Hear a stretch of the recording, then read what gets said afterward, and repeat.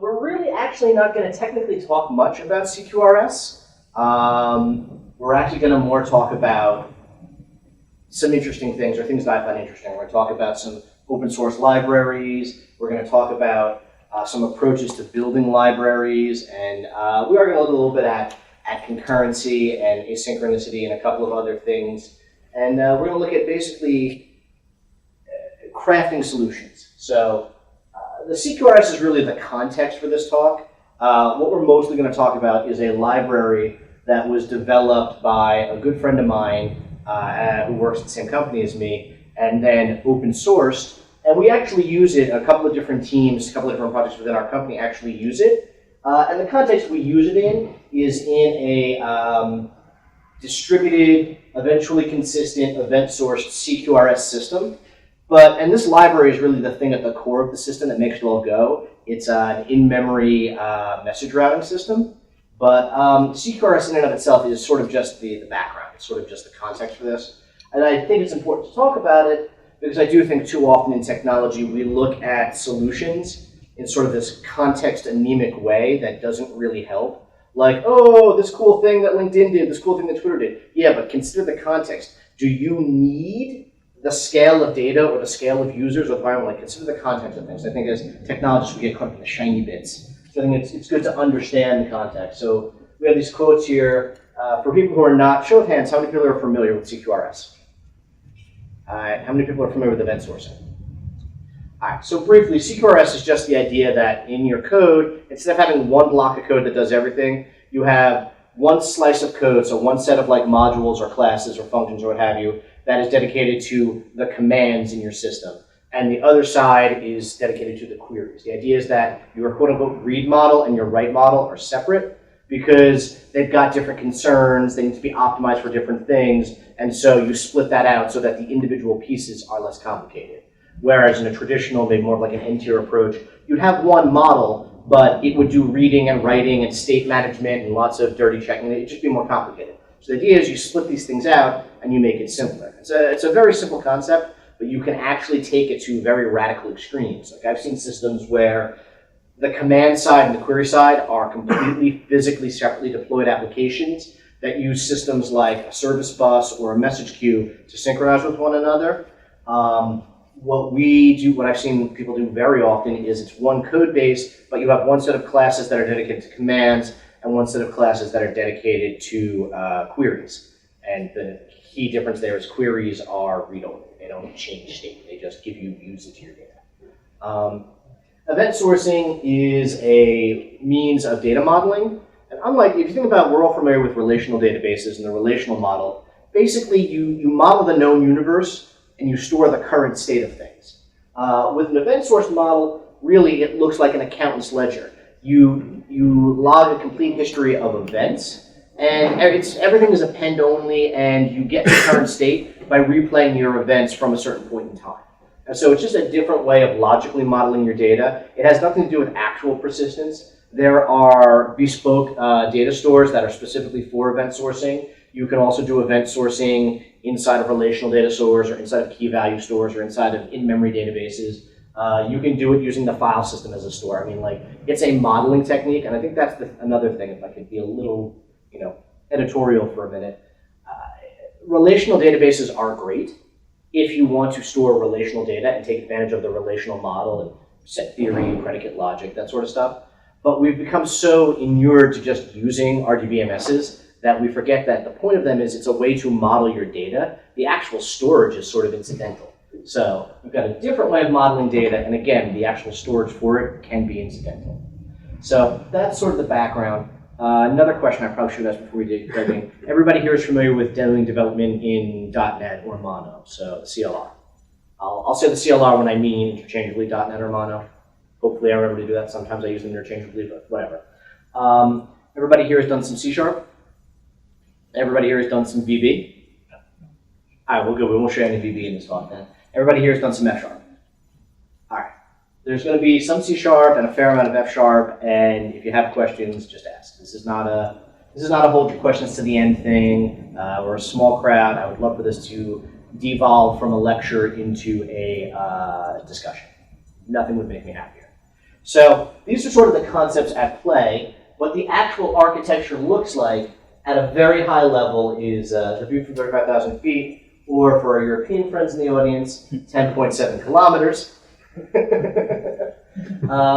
This is sort of the high-level architecture. You'll have some client, probably a web-based client, you know, your SPA or your Angular or Polyglot, whatever cool thing the JavaScript kiddies are using this week, making calls to an HTTP endpoint, a quote-unquote RESTful services. So you've got your HTTP API, which will pull data from the data store or optionally from a cache, and will also put messages onto a queue. These messages will get picked up by a dedicated service that actually processes the messages. The service basically plays host to this message router, this box right here, this red box. This colors too well.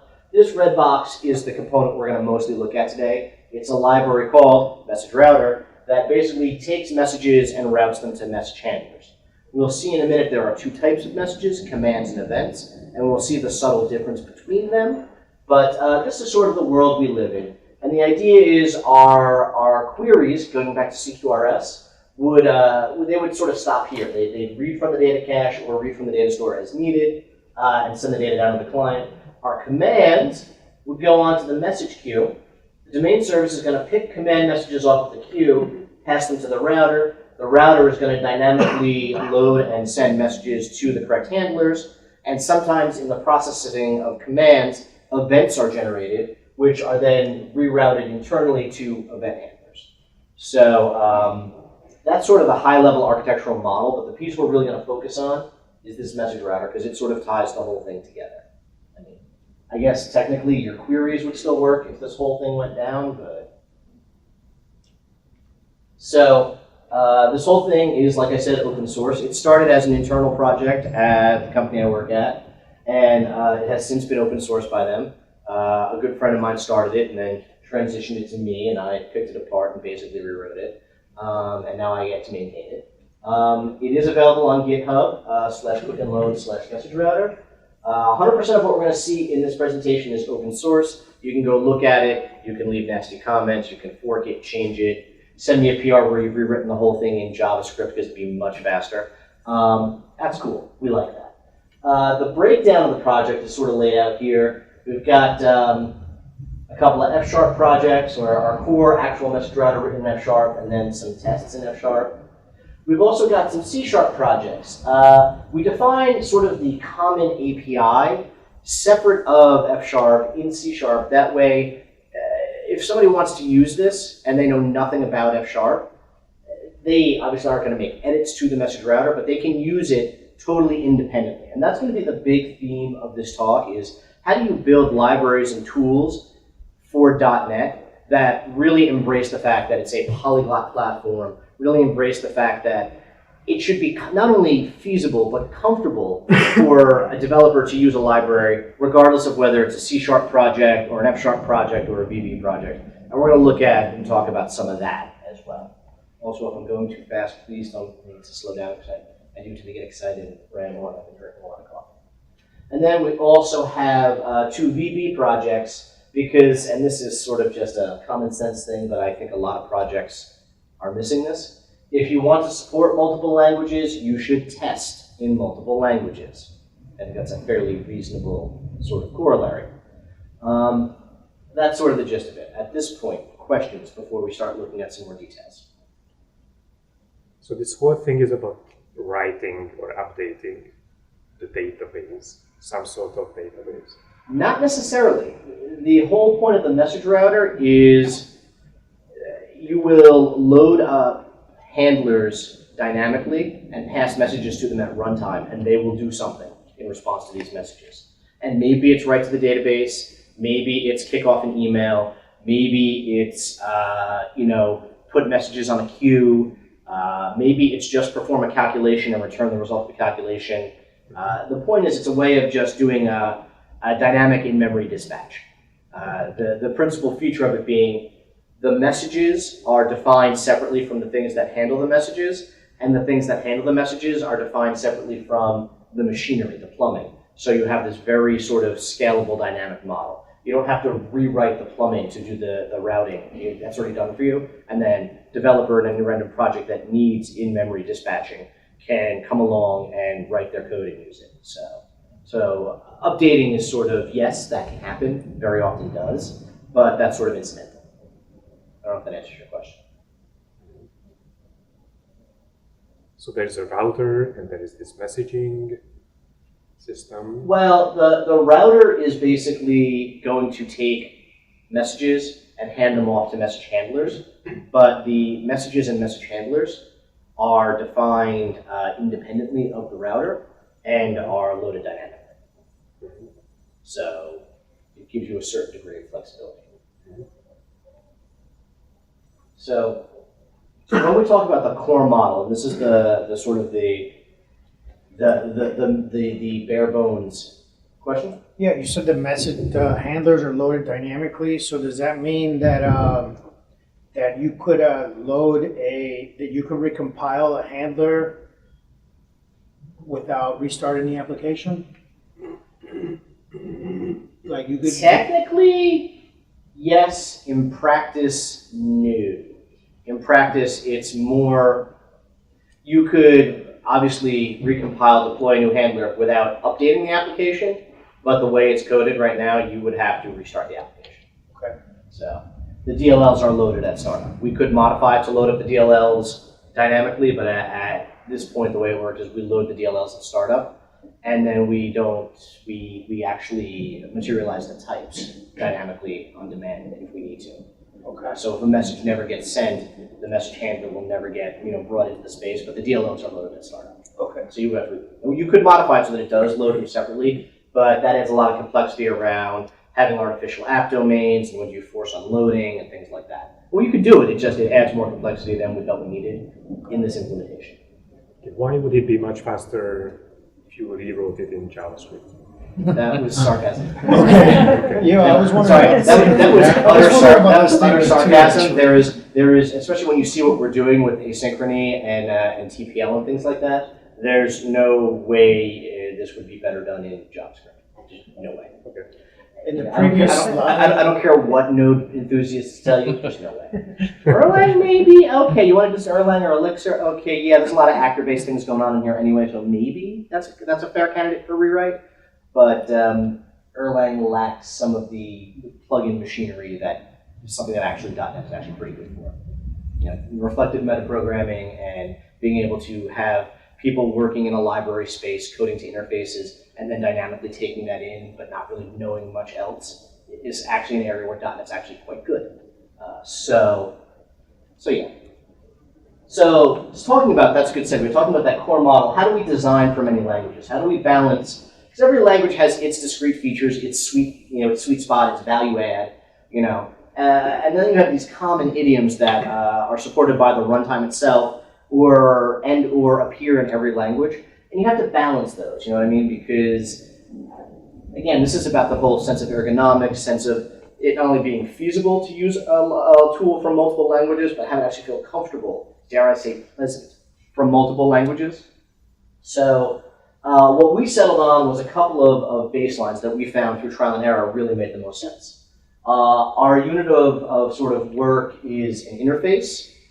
We actually have several interfaces that are just interfaces with one method, and anybody who's ever watched Mark Seaman give talks or read his work knows that he'll be the first to point out that an interface of one method is just a function.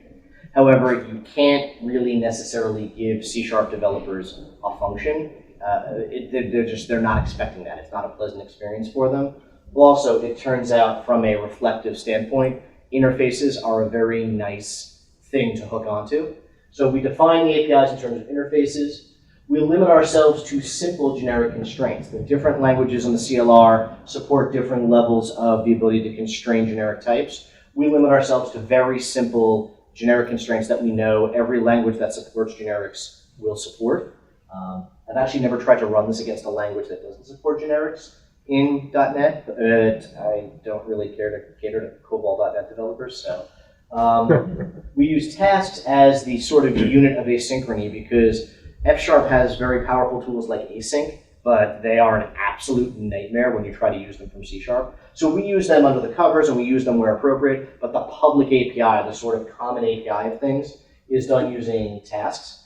And it actually turns out that when you look at the differences between TPL and async, F# async is very, very good for IO-bound operations. TPL is actually slightly better for compute-bound operations. And it turns out in practice, most of the places we've deployed this, most of what our handlers are doing is compute-bound rather than IO-bound. So TPL, really not a bad fit. And again, it's a much more natural, fluid thing for C# and VB developers, mostly because the signatures of async, if you look at them from other languages, one's being long. We also are explicitly aware of cooperative cancellation.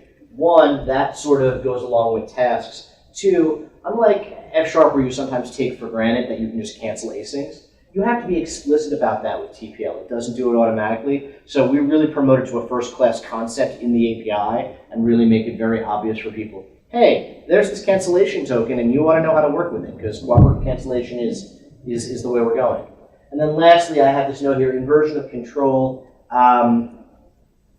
We need some way to knit all these things together, and we don't advocate or recommend any particular inversion of control library or tool, but as a general means of knitting things together, we found, at least for the C# developers and VB developers who leveraged this within our company, inversion of control was the easiest sort of model for them to work with.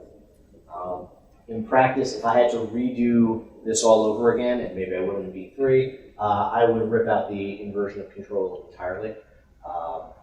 But it is what it is. So, question, yes? Any reason why you wouldn't use something like reactive extensions instead of the task? You get some of that stuff for free? Well, partly because when this was originally written, I don't think the original developer knew enough about reactive extensions to use them. Also, it's sort of nice that there's really no additional requirements for this beyond what's in the BCL. So, it's Steve. Hi, Steve. So, yeah, you could use reactive extensions for this, certainly, but it turns out that might not even be such a good fit. Like, tasks actually wind up being a very clean fit for this. So, moving on. So let's look at what some actual source might look like, and we'll look at sort of the other thing I should mention. One of the main goals when this was originally set up was we wanted the routing to be strongly typed. We wanted to have a level of certainty there that you wouldn't get with a more stringly based or sort of loosely coupled system. So we define two marker interfaces, iCommand and iEvent. These identify your messages. And then we define two implementation interfaces, iHandleCommand and iHandleEvent, which are constrained to work on a type that implements either iCommand or iEvent respectively. So we have a way to dynamically identify or reflectively identify what our message types are and what our message handling types are. And we have a strongly typed way to associate the handler of a message with the message itself based on its type. So this is sort of really what we were after, this idea of like, if you handle the add method, the add message, I'm only giving you the add message. There's no way I can accidentally give you the multiply message, you know what I mean? So that's sort of what we went for there. This other interface, this is the actual main sort of public API of the MessageRouter. You basically give it a message and a couple of callbacks, and it does what it does. So this is really, there's one or two other classes, but this is really the core API that we expose to people. And if you knew nothing about the internals of MessageRouter, but you knew how to work with, especially these first four interfaces, you could write handlers and messages and plug this into your code and go on your way. And in fact, we have several teams that do that. Several teams where they know nothing about F#. They don't bother digging into how MessageRouter actually works. They just treat it as a black box. Oh, I pass it, I call the route method, I pass it the message, and it winds up syncing everything up. Yeah. Is the reason why message is not strongly typed, it's dynamic? That is a great question. We were playing around with some things, and message, so the actual implementation of the MessageRouter proper, message can be strongly typed, but the way generic constraints and resolution sort out in .NET. This would wind up always resolving to object if you made it generic. So we make it dynamic so that it happens in sort of a late-bound fashion. I mean, those are really just the way these things tie out. You're going to wind up either having it be dynamic or have it be object. So. And you're basically doing like dynamic dispatch Yes. in the implementation. Absolutely. Other questions? All right. So you can see here, here's where our task and our cancellation token come in. So everything we just talked about on the previous slide. And again, this is just a nice simple model of we will give you a message, you give us a task that does something with the message, and we'll manage the lifetime of things for you. And then life goes on. Here's an example of what a sample implementation might look like. We've got an add command class, which is implements iCommand, so it's a message that implements a command. And we've got an add command handler, which implements iHandle command of add command. So there's our strong typing, guaranteeing that we have a very sound dispatch going on. And you can see the handle method is pretty simple in this case. We start a new task that just adds two values together and creates a new added event, and it writes some tracking data to a store somewhere. I didn't show you the full class. The actual initialization of the store is omitted. It happens in the constructor of the add command handler, but I think you can get what's going on here. I think this displays the gist of it. Questions? And you can see we just explicitly thread cancellation token all the way through. Now, probably a more robust implementation of this would have some error handling, might preemptively check the cancellation token so that work isn't done if cancellation's already been requested, because things could be in flight at weird times. But I wanted to sort of keep this simple and fit it on one slide. Yes, Rick? How do you handle the ordering of the handlers? You don't. It is deterministic. It is non-deterministic. Like they happen how they happen. We've actually looked at, for future versions, a couple of different ways of trying to control that, but anytime we do it, ratchets up the complexity a lot. So for now, we've just said, there is a rule in place that a single command can only have a single command. Well, how do I said that? Yes. You can only have one command handler for a given command, but you can have many event handlers for a given event. So that lets you create some level of structuring, but yeah, you can't assume if I've got 4 events, you can't link them into a transaction or assume that they're going to fire in a certain order. People have taken this and sort of used external tools like Redis or something else to create some shared state, basically, and sort of fake that out. But in the end, it winds up being very messy.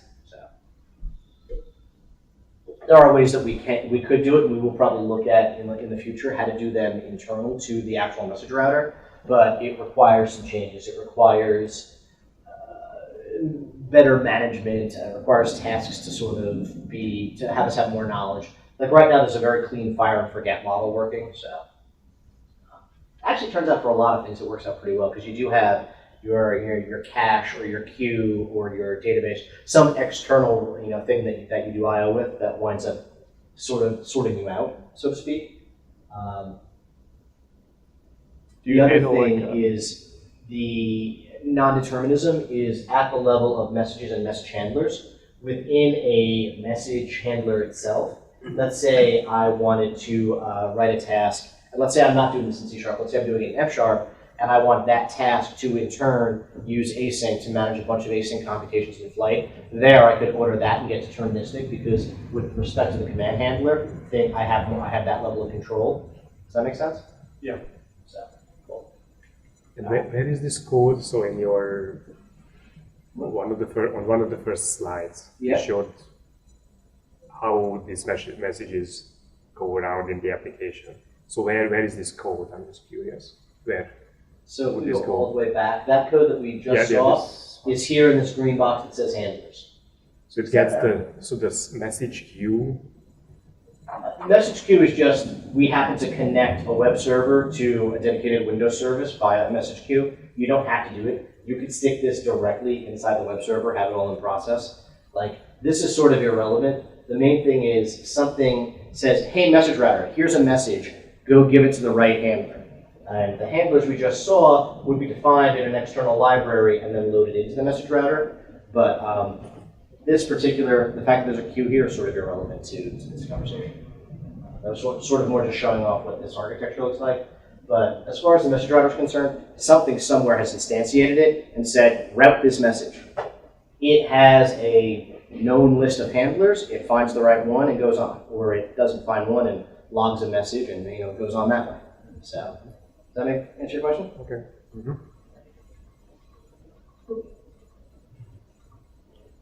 So that's sort of a basic breakdown of the core API and what a sample message and handler might look like. And messages, in truth, in practice, messages don't tend to get too much more complicated than that. We might throw on a few more properties. It's worth noting that we recommend that messages basically be DTOs, that they not really have any methods on them, any functionality, that they just be data. It turns out, especially if you're working in F#, this is really convenient. You just spin up a new record and life goes on.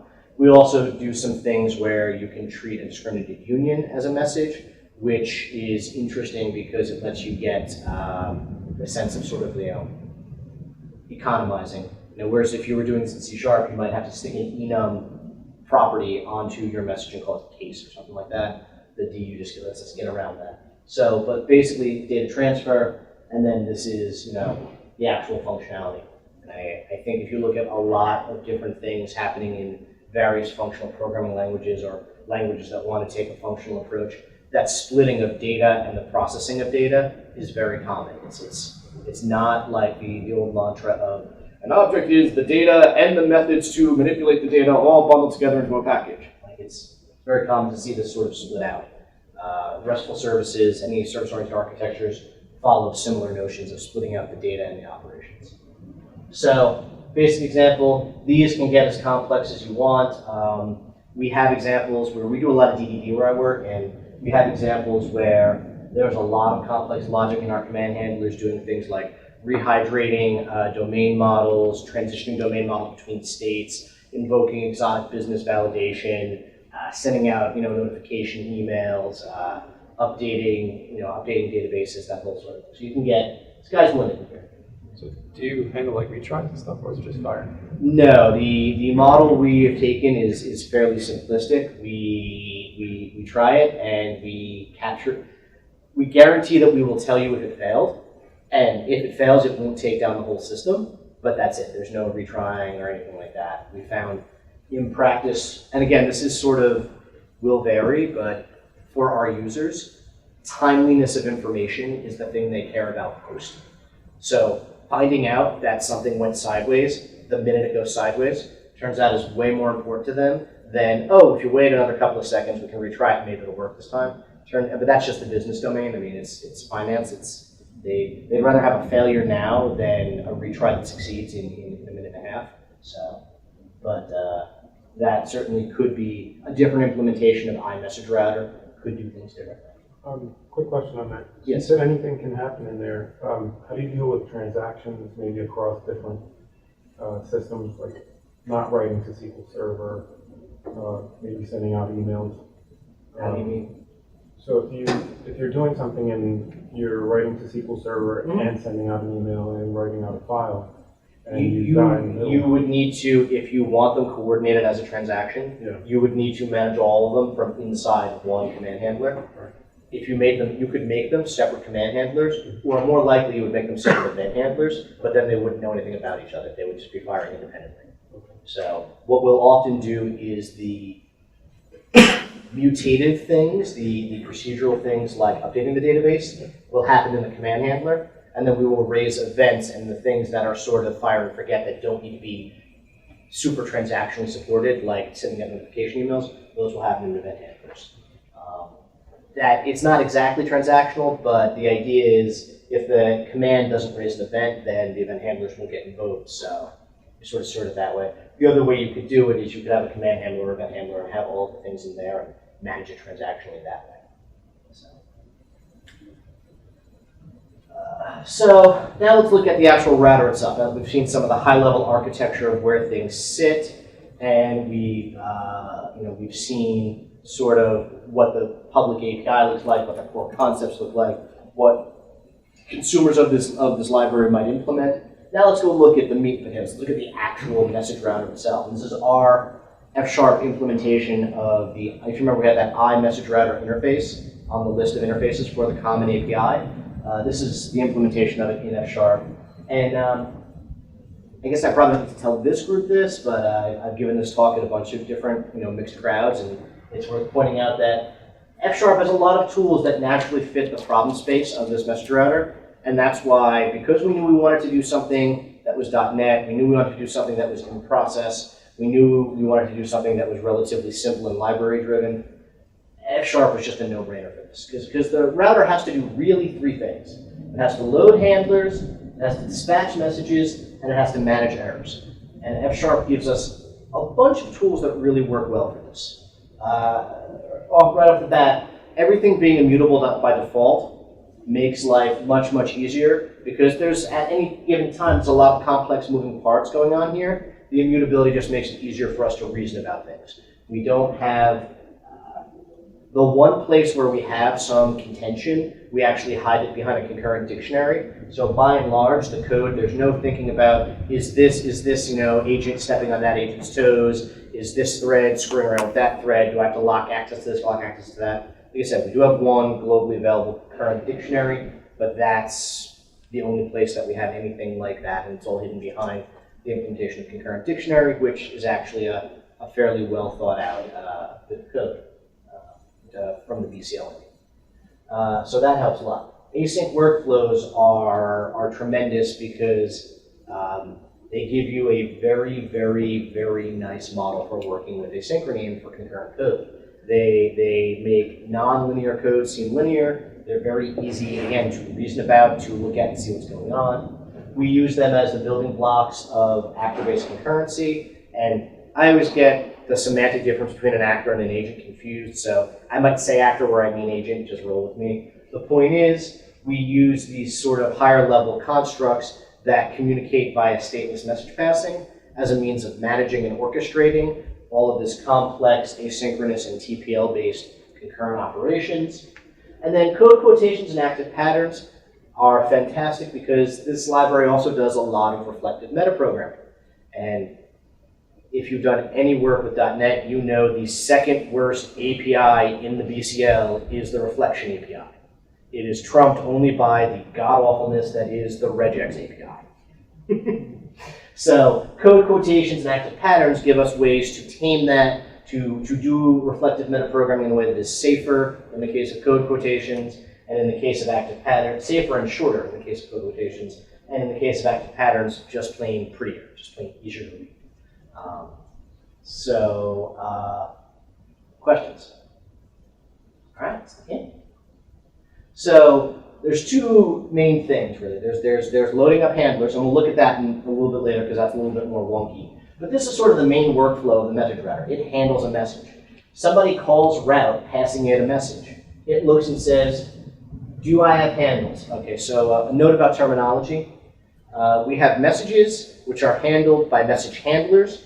Inside the message router, we ultimately create a thunk that is performant, that we can cache and effectively call over and over again with very little overhead. That's referred to colloquially as a handle. So handlers handle messages, and the mechanism that ties it all together into a nice little reusable runtime package is a handle. So when we get a message in the route method, we check and see if we have any handles for that message type. If we do, we spawn a new worker, and here a worker is just this is where your agents come in, your actor-based concurrency. It's an instance of the F# mailbox processor. We post the handles to it, and it manages the logic of, for each handle that it's given, hey handle, do something with this message.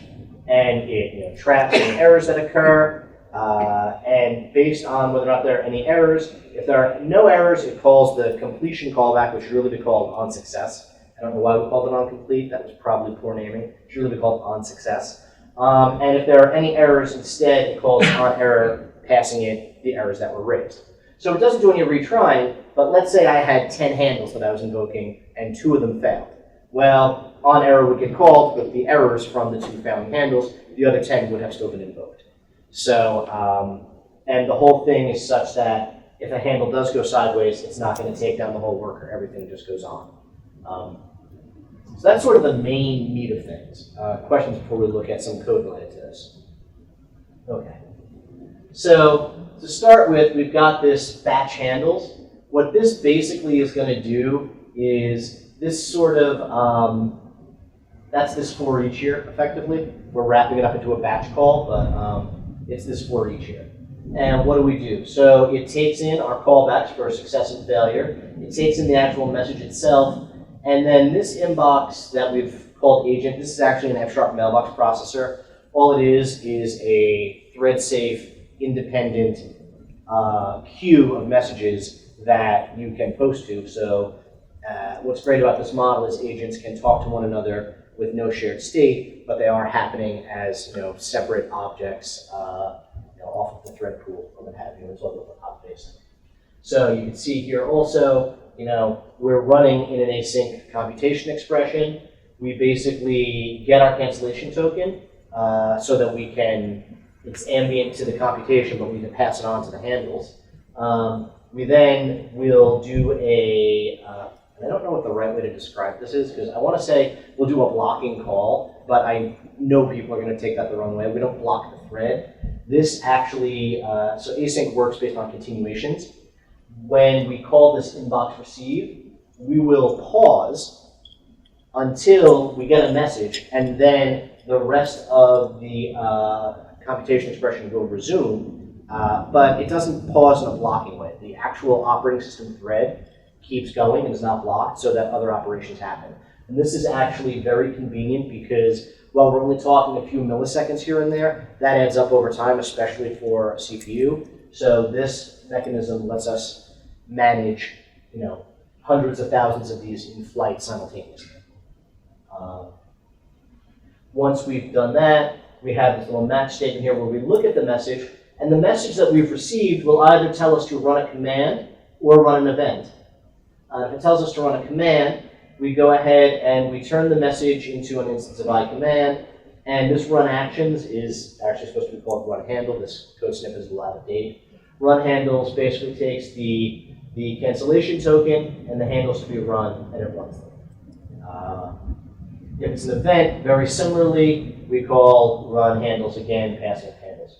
The main difference is, remember, like I said, we can only have one command handler for a given command, but we can have many event handlers for a given event. So that's why we have to sort of split the logic. Because run command receives a handle, run event receives handles. They both call, run handle or run actions, and the way we get around that is because we could have a list of things or we could have a list of one thing. Yeah? So why make the distinction between the two? Because from a CQRS perspective, if you have multiple, the idea is, so tying CQRS and DDD together, you have this notion of an aggregate, which is responsible for, it's an arbitrary boundary that is responsible for maintaining a number of object invariants in your system.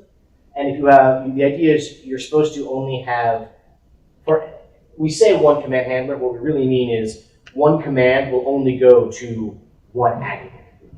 Because if you had the same command going to multiple aggregates, you would have some conflict and some confusion keeping those invariants in place.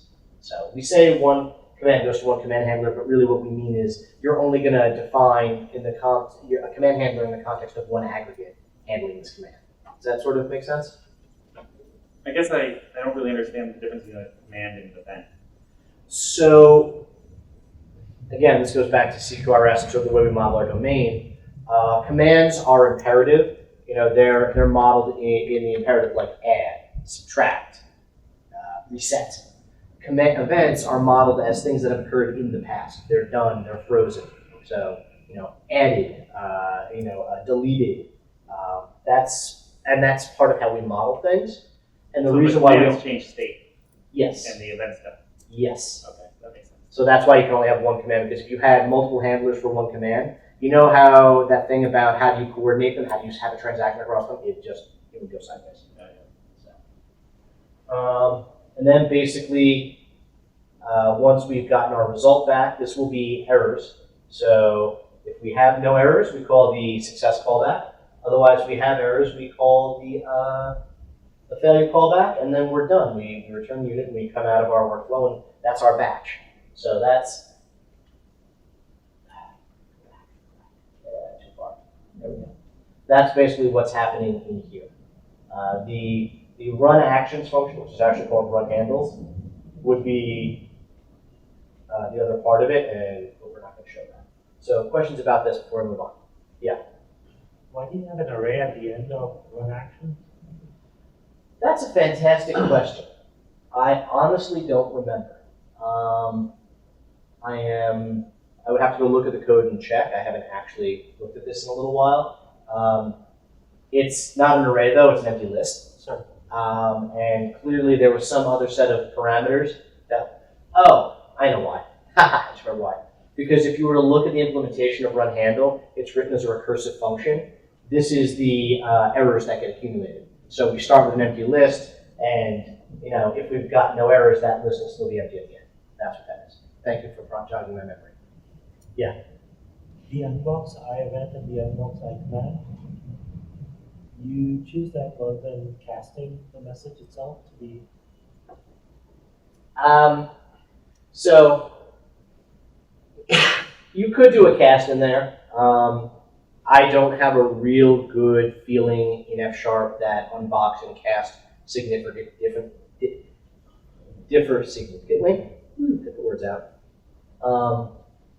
I'm sure there is a difference in some cases. My understanding of it is in most cases, in cases like this, there would be no difference. I've not actually dug into that, profiled it. There might be a small performance penalty we're paying for unboxing. I'm not certain. This is just sort of how we wrote it. Certainly you could replace it with a cast and it would work just as easily. I don't know why I reached for unbox. I just did. Fine. I mean, I wouldn't have used unbox just because I didn't know about it. That's just. Yeah, and truthfully, it's one of those things where I've never gotten. I should make some time to figure out exactly what. I know there are some definite cases where you want to use unbox versus using a cast, but I don't remember specifically what they are. So Maybe waiting time. yeah. Just one thing, like it might be nicer to have like the cast/type check as part of the pattern match, so you can be sure that the message will always correspond to the right kind of handle or handles. Yeah, that would actually be good. We could probably accomplish that by an active pattern.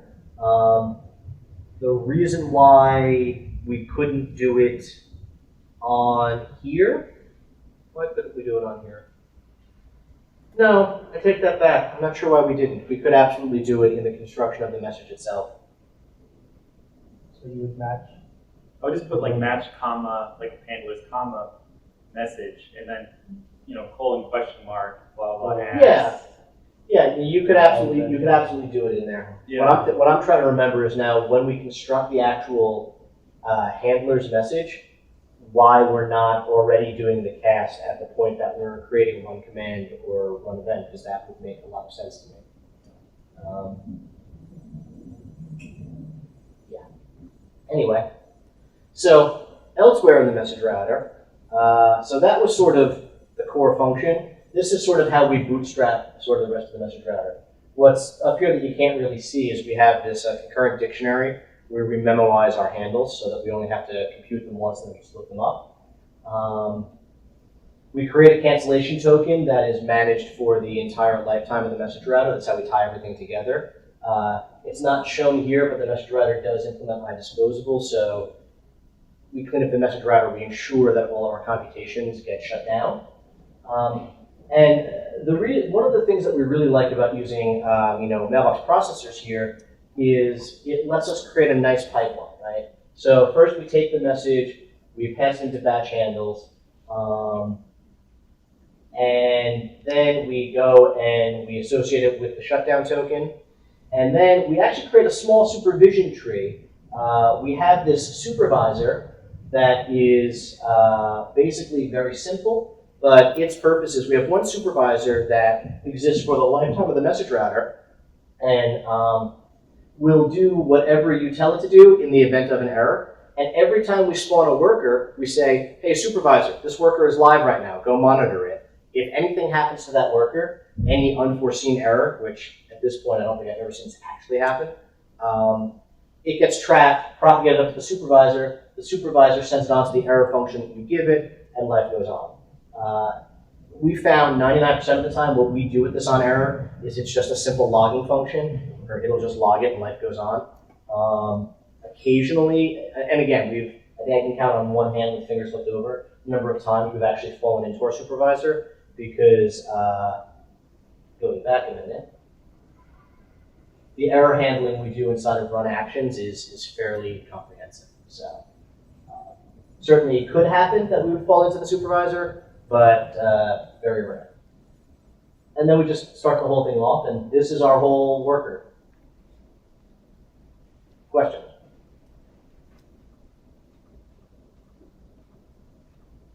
Okay, and then here's our actual implementation of the route function. We saw in our interface, it defined that it took in a message, a success callback, and a failure callback. And you may notice, if you're paying attention, that these are in a different order than they were defined in the interface. And the reason for that is because C-sharp's type inference gets horribly confused. I originally had them defined both in the same order, but there was just a lot of type inference confusion going on. So having the actual implementation reverse the order allows type inference to determine, oh, hey, you mean the instance method route, not the interface implementation method route. So it's just a hack for working around type inference. Basically, we get the type of the incoming message. We look up its handler to see if we have any handles for it. This will tell us we either have a command handler, or we have an event handler, or we have no event handlers, no command handlers, or we got an error doing our lookup. We'll work backwards. We got an error doing our lookup. We send a message to the supervisor saying, hey, we tried to create a worker and we couldn't, life goes on. If we got no command or event handlers, it's not an error, but it's still an odd situation. So we send a message to the supervisor, and we still call the success callback because technically the operation did complete successfully. We just didn't do anything. In the case that we have a command handler or we have event handlers, it's pretty straightforward. We create a new worker, we construct our our message, and this arrow is used for posting. We post our message to our worker. Say, hey worker, here's a command containing a command handler, or here's a a message containing an event, a list of event handlers. So, and then the worker does its thing. When it's all done, it'll cycle off and life goes on. Questions? When you post it to the worker, are you waiting? Or is like No. So is it asynchronous or the post is actually asynchronous. Workers are built. Workers, if we go back, we remember our worker is actually an agent. It's actually all built around batch handles. Back a minute. So this is the core of our worker, and it's an async function. The worker itself is a mailbox processor, so that's also asynchronous. So it's not blocking. It's not waiting. We will fire it off and then be ready immediately to handle another call to route. So the minute we hit this line here, once this goes, we're immediately ready for another call to route. So questions? Other questions? Okay, cool. So then the last piece is, we sort of worked backwards. We've constructed a message, we've constructed some message handlers, we've looked at how we actually route, but the last piece is all the reflective metaprogramming.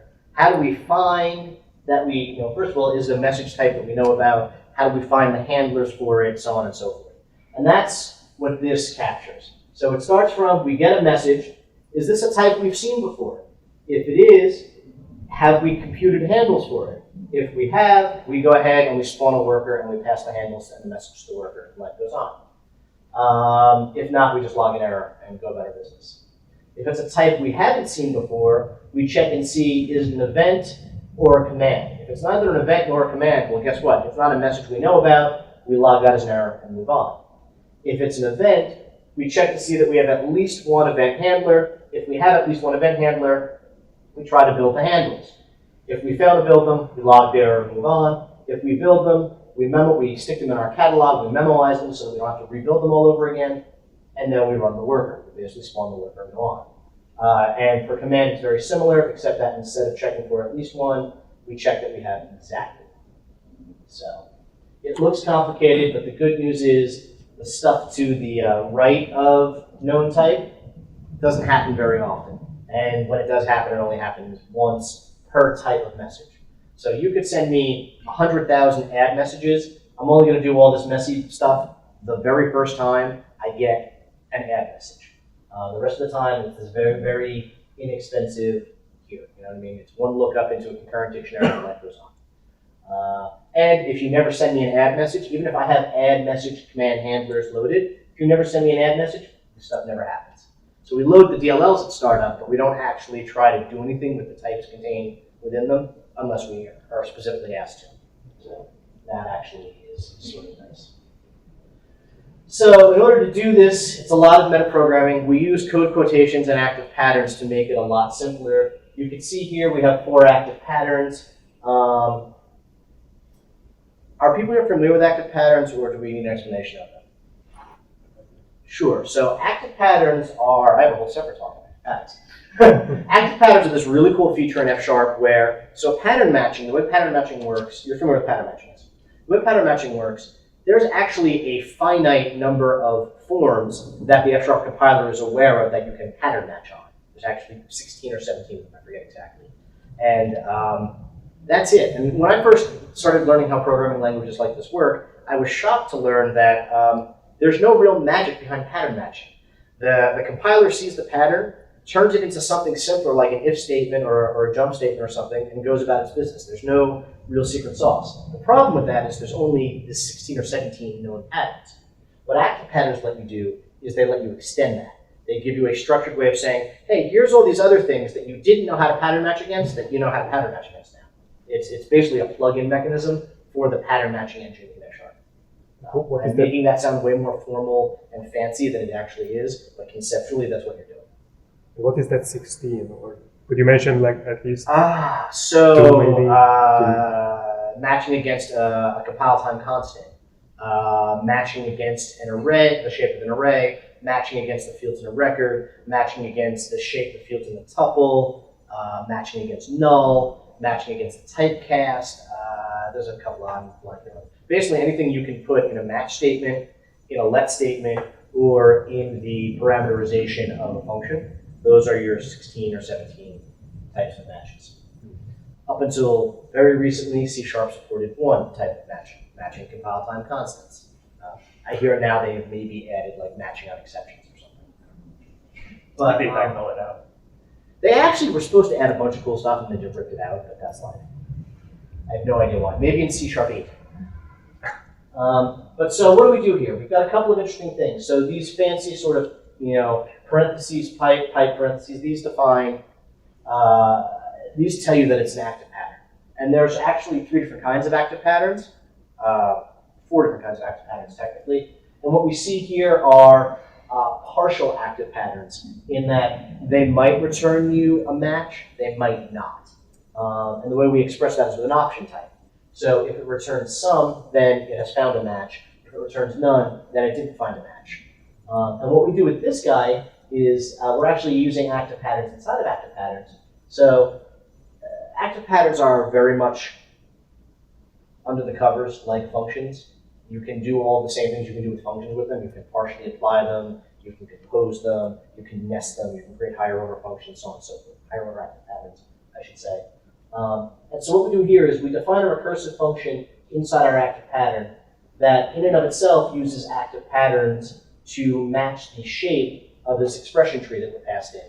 And what we're looking for specifically is a method call. And if we find a method call, we pull the method information out. Otherwise, we do a little recursive walking. Otherwise, we say, hey, we couldn't find a match. So you'll see in a minute, we actually use this to do something pretty fancy. But basically what this is doing right now is it's using active pattern. It's an active pattern that traverses an expression tree. You're familiar with expression trees, everyone? Okay. So it's an active pattern that traverses an expression tree to find a particular method call. And that's that. This guy is interesting. This is an active, a parameterized active pattern. So it's an active pattern that's going to match on a particular input, but it's also going to take some additional parameters to fine-tune its behavior. In this case, we're just checking to see if a suspect type implements the interface specified by the target type. Originally, there was this great big bunch of very bloody, messy reflection metaprogramming code that is needed to actually do this check. And I had it inside this active pattern, and everything was all well and great and good. And then someone pointed out, but hey, Paul, what if C# developers want to use that fancy checking?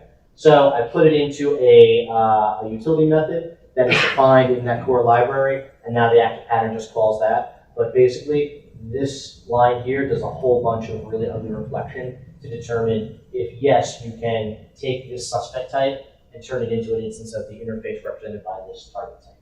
And again, we use some and none to confirm that we have a match or we don't. And then command and event basically partially apply this active pattern at a particular interface instantiation to create new partial active patterns that will check specifically, does the suspect implement iCommand or does the suspect implement iEvent? So, questions about this? Yeah. I actually don't know if you can do this or not, but maybe you can remove the suspect on both sides and partially. You can, and you will get slammed with value restriction. It'll tell you that you either need to explicitly declare the type as generic or give it an explicit type. And so annoyingly, you can just duplicate. So it's really at that point it's not even it's beyond partial application. It's 0.3. So unfortunately, you get value restriction with that because it's defined at the top level of the module. So it was just easier. I could have put an annotation, but it was actually less code to just repeat myself. But yeah, that was the first thing I was like, no, value restriction, no! Anyway, other questions? All right. So now let's look at some more metaprogramming using quotations. And quotations are these fun things set off in these angle sign, angle bracket @ sign things. And what quotations do is, so an expression tree is a representation of the code of a program, but as a data structure, so you can manipulate it. It's sometimes called an abstract syntax tree, and compilers and interpreters and transpilers all take advantage of these for lots of different things. LINQ works on this mechanism. That's how it knows to translate your little statement into SQL because it looks at the expression tree, whatever. What quotations let you do is rather than manually building up this tree by hand, quotations let you write what looks like plain old F# code, and then under the covers, it automatically turns it into an expression tree for you. So this is sort of like quasi-quoting in Haskell, though not really, and sort of like macros in Lisp, but actually totally different. But the idea is you're getting the compiler to construct your expression tree for you from what is legit, actual, compilable F# code. And so we do that in a couple of cases because, one, it's a lot less code than manually building up a tree. Two, it's a little bit safer, I think. It's a little bit harder to get things wrong because a lot of the tree building functionality is string-based, like so much of reflective metaprogramming. Oh, did I spell the name of the method right when I passed that string to that function? And that sort of stuff. So this helps. This is tight. So what we do is we've got a couple of helper functions. Get method for event. What this is going to do is for a given message type, it's going to create a method instance that is typed to that message. Because you remember, we're working with generic interfaces. I handle event, I handle command. They don't necessarily know the concrete type. They just know it's a subtype of iEvent or a subtype of iMessage. So at some point, in order to actually be able to call that concretely, we need to know what those concrete types are. So that's what we do here. We take the message type of a given message, and we fill in the iHandleEvent interface. So now we no longer have, again, if I'm using the official MSDN documentation, we go from we take a type argument and use that as a generic argument to a generic type that has a generic parameter. First, I think that's wordy and confusing. The way I like to think about it is we have an open generic, we close that generic by shoving a type in the hole. I think that's a lot simpler, but that's what we're doing. Once we've done that, we go ahead and here's where we actually use that method active pattern. Remember the last slide, we define that method active pattern. And we're doing that here because, the way you can only cheat the reflection API so much. At some point, we have to call a get method to get the actual method handle the method info the method handle. The method handle for our closed, our closed generic, our concrete instantiation. And the way get method works is it expects a string that is the method name. 1, I don't like working with strings. 2, I don't like working with strings. So what this active pattern actually does is it gives me the method info from a call to this typed instance so that I can just access methodinfo.name. So I am getting that stringified name, but I'm guaranteed to have it always be correct because I first did it in actual code. Like I can't, this all compiles. I can't accidentally mistype the name of the method. So that's what that recursive method function did. It seems like I'm making a big deal out of this, but this has saved my butt so many times. It's a simple little thing, but it's so worth it. And we raise a quantum flux error because really, truly, this should never fail. Like something has gone horribly sideways in the space-time continuum if your match goes sideways because it can't fail, which is why I like it. So a function and a method are the same thing there? For this context, yes. There are subtle technical differences, but for this context, function and method are the same thing. Certainly from the standpoint of, the .NET type system, we're calling a method on the interface. Interfaces don't have functions. Interfaces have methods and properties. Modules have functions in VB and in F#, but at any rate, they're conceptually very similar. So that's the point. Quick question. Yes. So what this comes down to is you wanted to find the name of the method handle. You Yes. didn't want to hard code it. Yes. Right. Yes, and I didn't want to rely on strings or looking up things like, I didn't want, for instance, I could have just put a string handle, but it just so happens right now that both iHandle and iHandle happen to have a single method on the call handle. What if I mistyped it? What if somewhere down the road I changed the API? This code wouldn't break, it would keep going, it would break at runtime. Now, if I change the actual name of handle to handle event, let's say, this code will fail to compile. It'll blow up, so this is safer. And this is the one time, this happens once when you're building. Yeah, this only happens, this is that left side, that right side of the crazy flow diagram, so this only happens once per message type. So, this next one, method to function. So this gives us our method stub. This is what compiles it into a handle so that we can cache it and invoke it repeatedly. And the first thing we do is, so this iResolver is a very thin interface that lets us look up specific types. And what we say is, hey, now that we've got this type, do we have this type? Can we resolve it? Do we know about it? We don't? Okay, well then we don't have a method. We return none. We can resolve it? Okay. What we do is we create an expression tree of looking up that actual handler from the type resolver. And then we actually create our handle, which you'll see here, I'm actually creating an expression. And this is pretty cool. I'm taking the tree that looks up the handler and splicing it into my tree that I'm creating for actually invoking the method. Then when I'm all done, I compile it into an actual invocable function, and then I wrap it in sum and I go on my way. And that's my little handle, that's my little func that I can stick in a dictionary, and I do this once, and then I pay no performance penalty other than a single function call for invoking this from here on out. So that's the meat of it here. Again, it's the same approach. We have a type-safe way of building up an expression tree, and then here, instead of doing more work with the expression tree, what we do is we actually compile it into an executable code. So, questions? I'm a little confused what that quote message. This tick, Tick. that is just indicating that it's a generic type. So generic arguments in F# begin with an apostrophe. So all we're saying is the type of this is its expression of message handle, where handle is generic over whatever the generic parameter message winds up being at runtime. So I'm guessing I can't find where that tick message is defined. Yeah, I didn't show it. Tick messages, so it's not defined anywhere. In other words, it's just a generic. Now, it's like when I do, it's like when you do Right. IEnumerable T. Right. Well, instead of T, it's tick message. Right. So handle, which we've defined, I didn't show you, but elsewhere in the project, we define handle to be a simple generic function.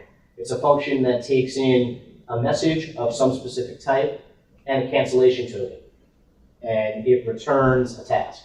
So if we went and looked at the signature of handle, it would be tick message, cancellation token, return type of task. So that's all that is. And so you can see it is actually strongly typed, even though elsewhere we were passing in message as an object. When we do finally actually work with it, it is very strongly typed. You can't accidentally send it the wrong type. Additional questions? All right. So that's that. And then we have a few more. So working back up the chain. So we have this build event handlers method. And what this is going to do is it's going to use the two methods we just saw, get method for event and method to function, and it's going to use those to build up the actual handles to multiple events. So it gets in a resolver, some handler type, some message type. This get method for event gives you the interface and the method handle. And then build handle, and really this is confusing, that shouldn't be called, I have some naming things to work out here, but the point is, we get some information, we partially apply it to the function which takes our method info and turns it into a function call, a function call, and then we go ahead and for all of our types, we filter out the ones that match our target interface. And what's interesting is this iFace that came from get method for event, remember that's a closed generic. That's been specified to a specific type. So it's extremely, it doesn't look it, but it's extremely type safe. It's extremely locked down to a very specific type. We then use that with our active pattern that we defined earlier, to our interface active pattern, to actually filter out any types that don't implement that interface. What's left are the handlers that implement the interface to handle messages of this particular message type. We call build handle, which just converts them into the little thump that we can cache. And then we return, this event handlers is part of a discriminated union that just says, hey, do you have event handlers, or do you have an error, or do you have command handler? That was, we saw that a while ago. That's, we go back a bit. That's this match here, this union that we're matching against. So we're just creating a case in there. And then extract handlers. Basically, this just ties everything together. It looks at the message type. If the message type implements iCommand, we do something very, very similar for building command handlers. And if the message type is an event, we do what we just saw for building event handlers. So it also, and if it's neither a command nor an event, well, then it's an invalid message and we return an error because, hey, you can only give us commands and events, we haven't defined any other message types. So, questions?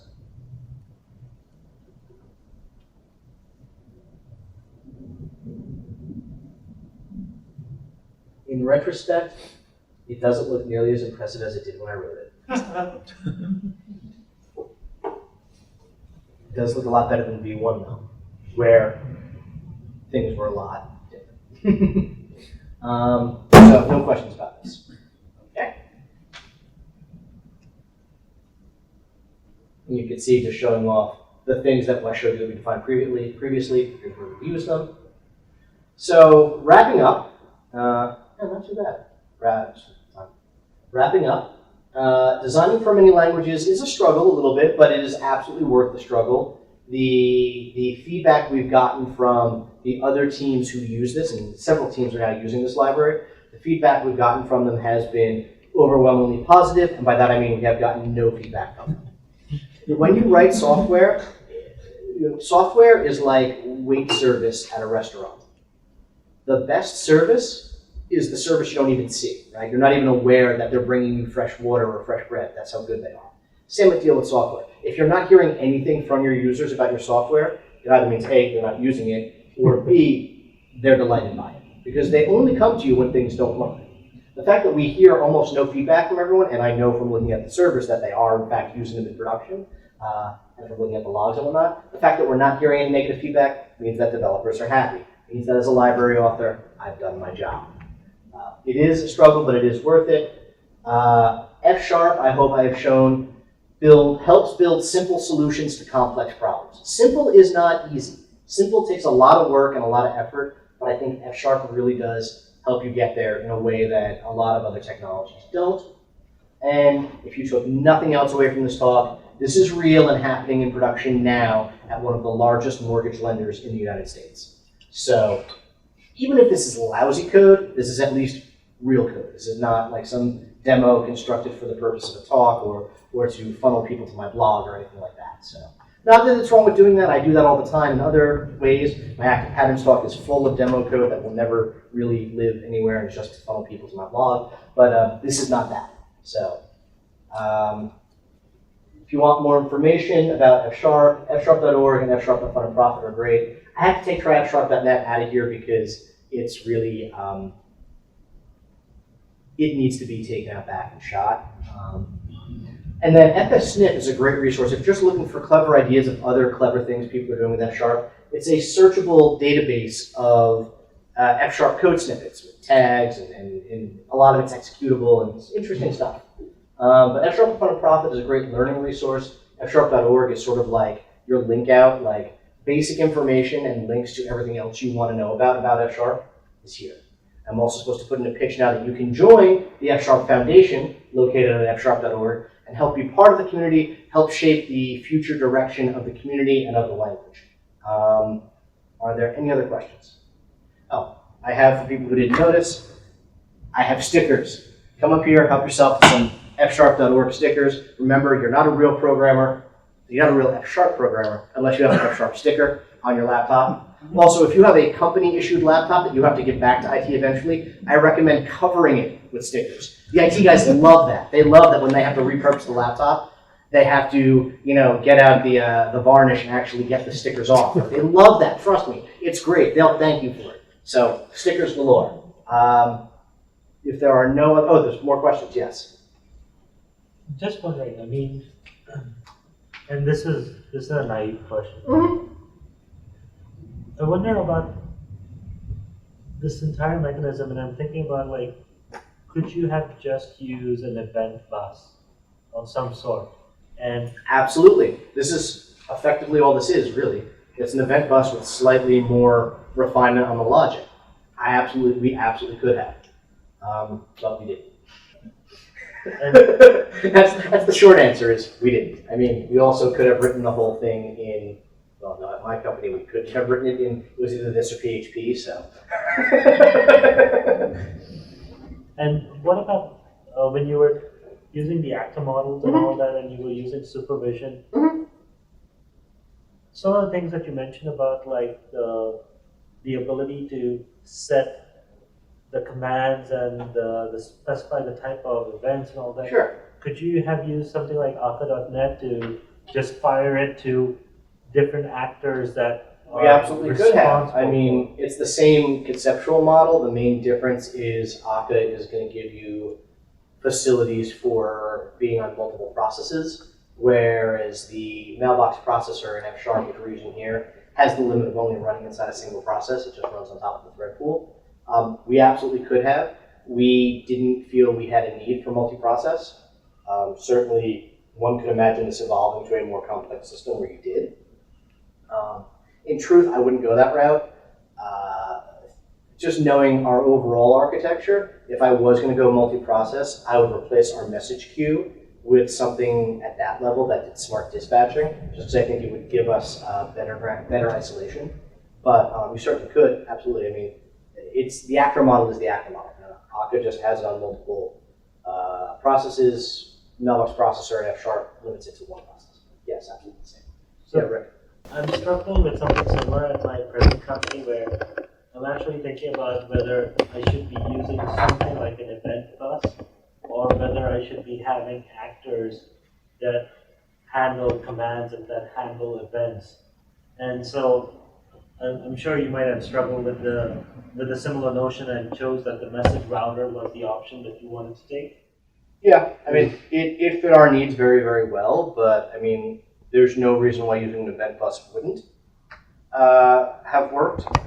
Like, you could have easily made an event bus work in this model, but we just, I mean, there's literally not a big difference. I mean, for us, the main win was we needed to somewhere enforce the constraint of a single command handler for a command to satisfy our aggregate boundaries for our DDD and CQRS aggregates. But I mean, certainly there must be an event bus somewhere that would allow you that as well, or some way to slap that on top of an event bus. But I mean, this was a case where, you know, this whole thing started out, I think, you know, again, I inherited this. This whole thing started out as somebody wanted to do something. Their solution to solving this problem was to code something up themselves rather than bringing in something else. Is that the right answer? I don't know. Like, build versus buy is an eternal debate in our industry. So, and I don't mean buy in the literal sense, because lots of event buses are, of course, free and open source. But I mean buy in the sense that you didn't build it yourself. You didn't pay with your time. So I hope that answers your question. Thank you. You had a question? Yeah, I was wondering what the actual usage of this looks like inside your company. Like, what kinds of things are people doing with it? Well, my team is using it for a part of our trading platform. Specifically, we have a bunch of data ingest that has fairly complex workflows around curating and sharing the data. And I mean, we don't take care of the ingest. I mean, this isn't used for taking care of the ingest. We have other code that's a bit more simplistic and batch oriented that takes care of the ingest. But our workflow around our traders actually managing, hey, this set of data is currently up to date and you should use it now, versus, oh, this set of data is no longer current and I found these errors in it and don't use it anymore, go update. Like, that whole workflow is managed by a system that's got this at its core. So the other systems that are using it, I know what teams use them. I don't fully understand exactly what they do for the company, because my group is a very different group. So about 80 to 90% of my company is focused on one thing, and then the remaining 10 to 20% is what my group is focused on. So I don't fully understand what the other teams are using it for, but I know that there's 2 or 3 other teams that are using it. And I know that architecturally, they have a very similar setup to us, except that we write our event handlers and our command handlers in a mixture of C# and F#. They write theirs exclusively in C#. The only F# in their code base is the actual MessageRouter, whereas ours is a very hybrid code base.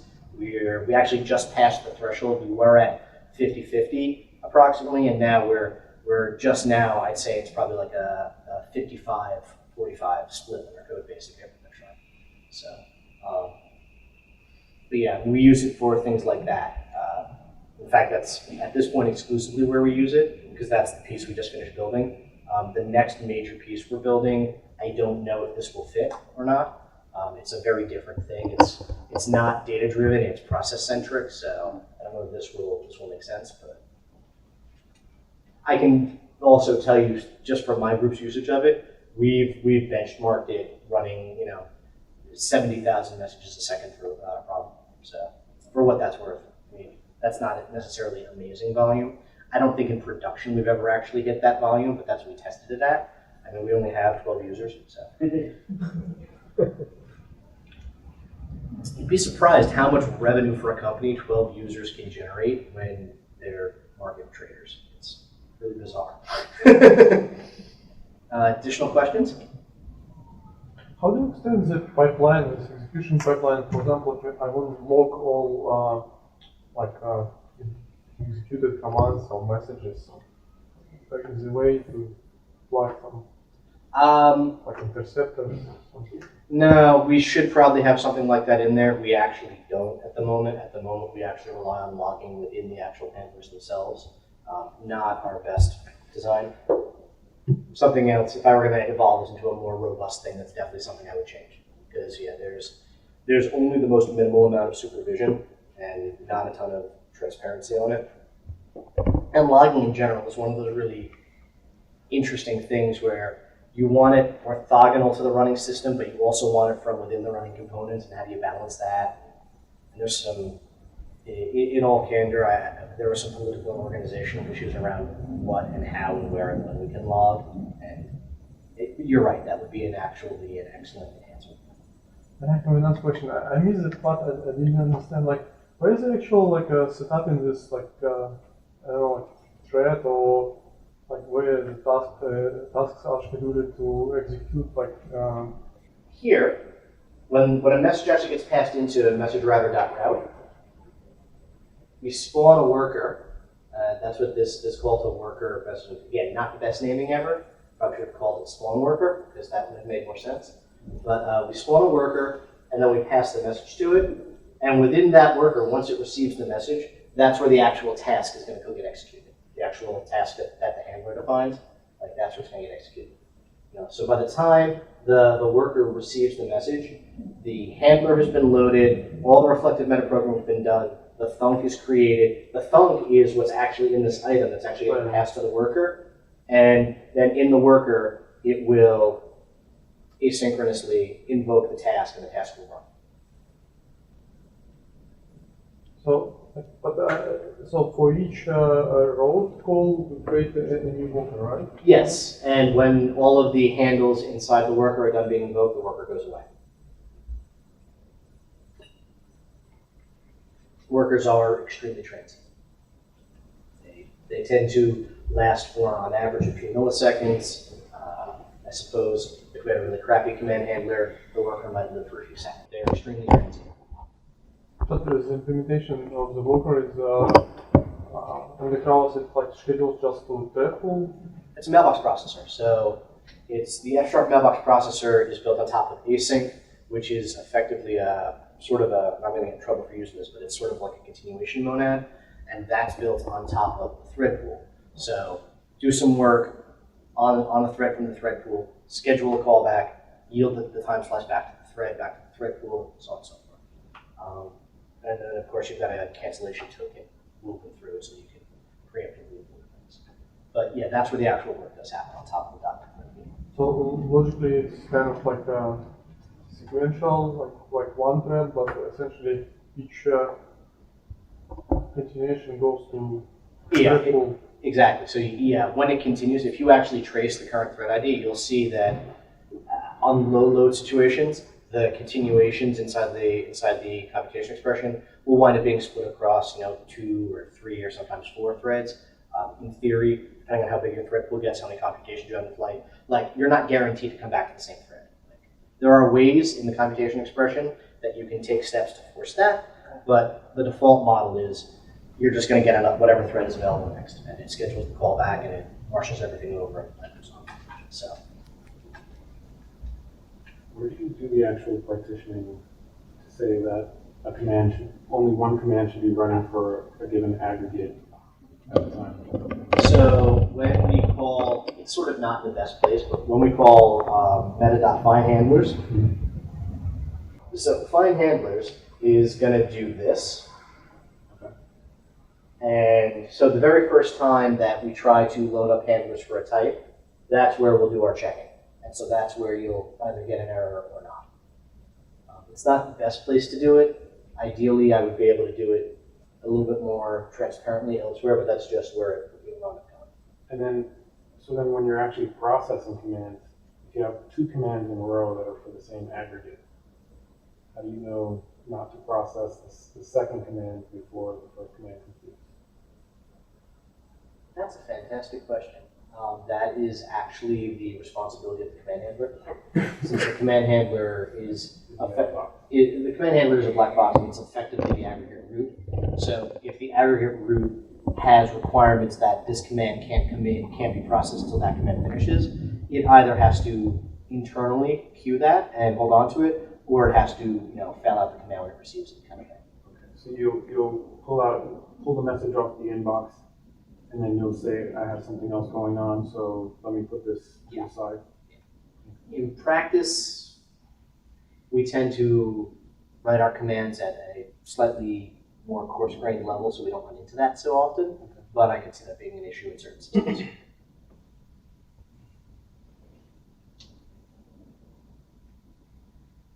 And the whole thing is, of course, further complicated that we've got things running in separate processes.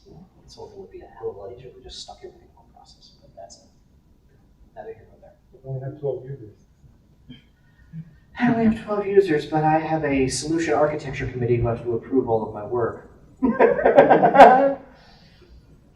I have 12 users. Yes, but you have no redundancy. You have no tolerance. I'm like, we have 12 users. But what happens if your servers? We have 12 users. You can spin up a separate server. We have 12 users.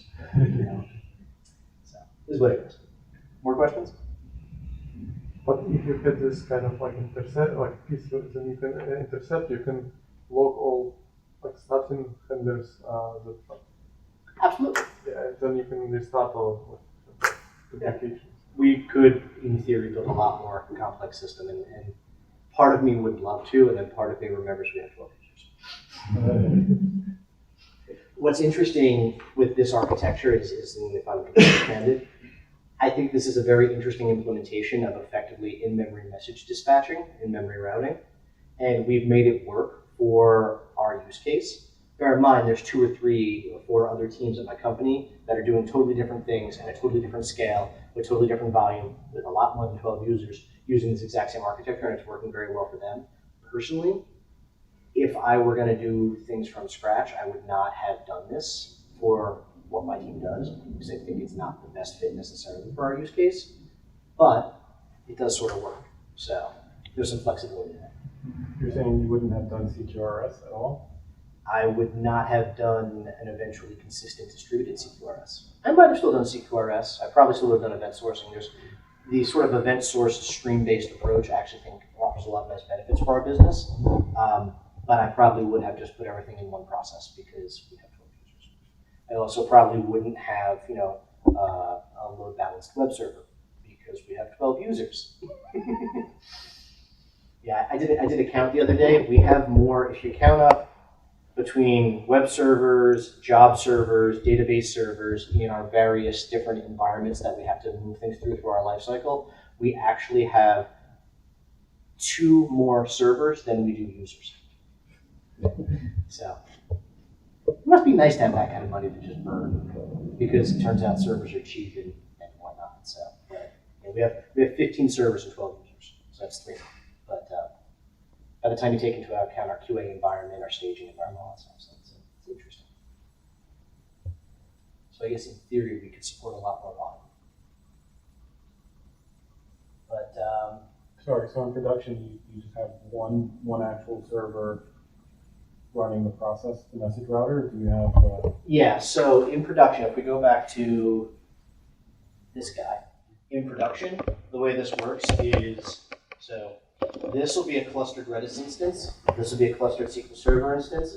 This will be an enterprise-grade message queue like Sonic or Terracotta or something of that level. This will be an ASP.NET website load balanced behind a load balancer. There'll be 2 of them, and they'll be behind a load balancer. And then this will be a single Windows service that does all the actual work.